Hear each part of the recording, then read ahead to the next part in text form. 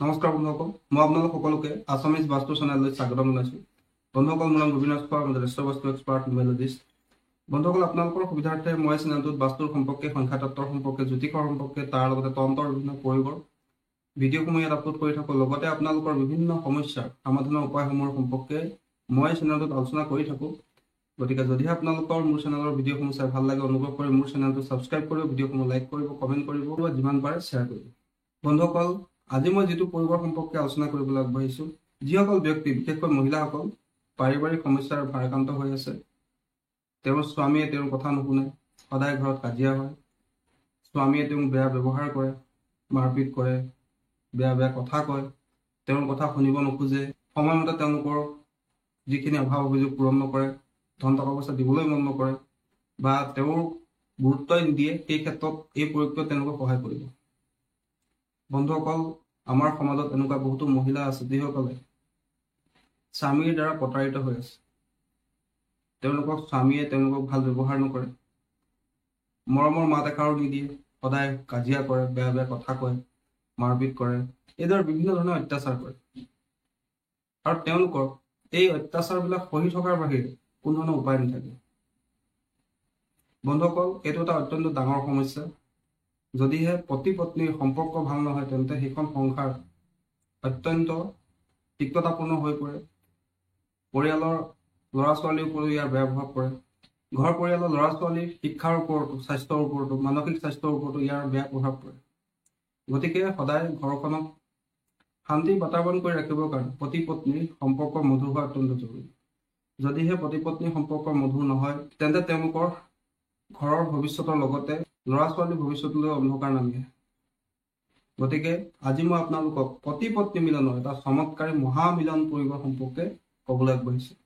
গতিকে যিসকলে স্বামীৰ দ্বাৰা প্ৰতাৰিত হৈ আছে, সমস্যাগ্ৰস্ত হৈ আছে, বা যিসকলে নিজৰ স্বামীয়ে তেওঁলোকক ভাল ব্যৱহাৰ কৰাটো বিচাৰে, মৰম কৰাটো বিচাৰে, মিলি চলাটো বিচাৰে, তেওঁলোকে এই ভিডিঅ'টো অনুগ্ৰহ কৰি শেষলৈকে চাব, যাতে সম্পূৰ্ণ কথাখিনি বুজি পায়। বন্ধুসকল, তন্ত্ৰৰ উপায় কৰোঁতে সদায় এটা কথা মনত ৰাখিব যে তন্ত্ৰত যেনেকৈ দিয়া থাকে তেনেকৈ কৰিব লগা পৰে। আমি ইয়াত এড কৰিব একো নোৱাৰোঁ। যদি 7 দিন কৰিবলৈ দিয়ে, আমি 7 দিনেই কৰিব লাগিব। যদি ৰাতিপুৱা কৰিবলৈ কয়, ৰাতিপুৱাই কৰিব লাগিব। যদি আমি ইয়াক মডিফাই কৰিবলৈ যাওঁ, তেন্তে তাৰ পৰা ৰিজাল্ট পোৱাৰ আশা কৰিব নোৱাৰি। কিন্তু গতিকে সম্পূৰ্ণ কথাখিনি শুনি ল'ব, তাৰপিছত আপোনালোকে এই প্ৰয়োগবিলাক কৰিব। আৰু এই প্ৰয়োগবিলাক কৰোঁতে সদায় ঈশ্বৰৰ প্ৰতি ভক্তি ৰাখি, সম্পূৰ্ণ আস্থা সহকাৰে কৰিব। মনত যদি আপুনি ডাউট ৰাখি, অবিশ্বাস ৰাখি কৰি চাওঁচোন কি হয়, এইদৰে যদি ভাবি লৈ পেলাই আপোনালোকে এই প্ৰয়োগবিলাক কৰে, তেন্তে এই প্ৰয়োগৰ ফল পাওঁতে কিন্তু আপোনালোকৰ সমস্যা হ'ব। গতিকে যদি তান্ত্ৰিক প্ৰয়োগ কৰে, তেন্তে সম্পূৰ্ণ আস্থা সহকাৰে কৰিব, সম্পূৰ্ণ বিশ্বাস ৰাখি কৰিব। বন্ধুসকল, কি কৰিব লাগে আপোনালোকে ভালকৈ শুনি লওক। আপোনালোকে কোনোবা এটা সোমবাৰৰ দিনা ৰাতিপুৱাৰ সময়ত ভালকৈ গা পা ধুই ল'ব, পৰিষ্কাৰ কাপোৰ পিন্ধি ল'ব।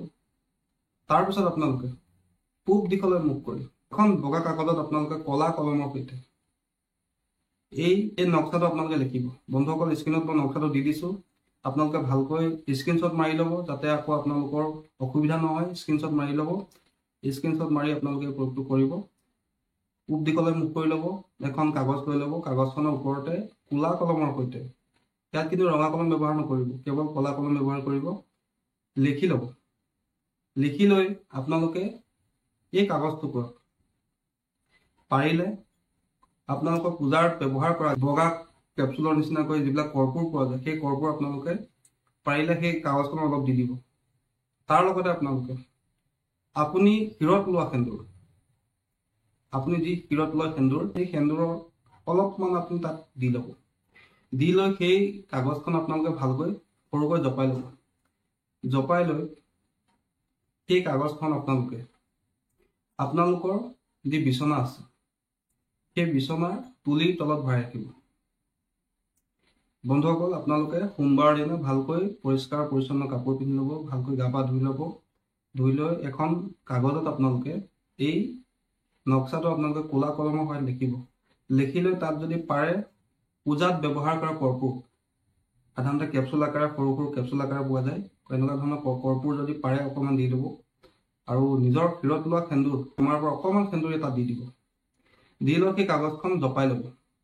জপাই লৈ আপোনালোকে নিজৰ বিচনা অৰ্থাৎ য'ত আপুনি আৰু আপোনাৰ স্বামী শুৱে সেই বিচনাৰ মূৰৰ শিতানৰ ফালে তুলিৰ তলত আপোনালোকে সেই কাগজখন ৰাখি দিব। বন্ধুসকল, এই প্ৰয়োগটো আপোনালোকে সম্পূৰ্ণ গোপনে কৰিব।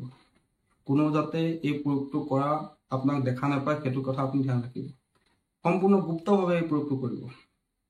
বন্ধুসকল, আপোনালোকে যদি সম্পূৰ্ণ গুপ্তভাৱে এই প্ৰয়োগটো কৰে, চাব খুব কম দিনৰ ভিতৰতে আপোনালোকৰ যি স্বামী আপোনাক বেয়া ব্যৱহাৰ কৰে, কথা নুশুনে, গালি পাৰে, আপোনাৰ গাত হাত তোলে, তেনে স্বামীও কিন্তু আপোনাৰ প্ৰতি লাহে লাহে আকৃষ্ট হ'বলৈ ল'ব, আপোনাক ভাল ব্যৱহাৰ কৰিবলৈ ল'ব।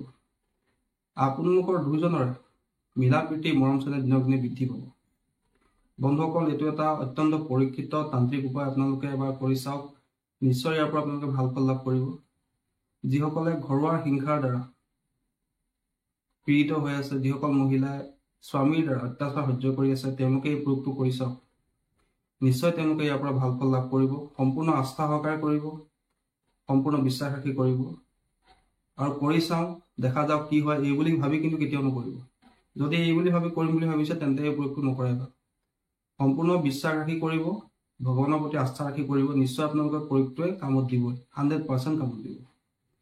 বন্ধুসকল, আশা কৰিছোঁ আজি আপোনালোকৰ এই পতি পত্নী মিলনৰ মহামিলনৰ প্ৰয়োগটো সম্পৰ্কে জানি ভাল লাগিলে। এইটো এটা একেবাৰে সহজ প্ৰয়োগ, না ইয়াত মন্ত্ৰ পাঠ কৰিব লগা আছে, না ইয়াত মন্ত্ৰ জপ কৰিবলগীয়া আছে। কেৱল আপোনালোকে এখন কাগজত এই নক্সাটো সোমবাৰ দিনা লিখি লৈ নিজৰ তুলিৰ তলত য'ত হাজবেণ্ড ৱাইফ হৈ তাত আপুনি ৰাখিব লাগে।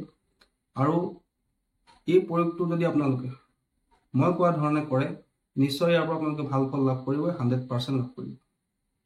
বন্ধুসকল, আশা কৰিছোঁ আজি আপোনালোকৰ এই প্ৰয়োগটো সম্পৰ্কে জানি ভাল লাগিলে। যদি ভাল লাগিলে অনুগ্ৰহ কৰি ভিডিঅ'টো লাইক কৰি দিব, কমেণ্ট কৰিব আৰু মোৰ চেনেলটো ছাবস্ক্ৰাইব কৰিব।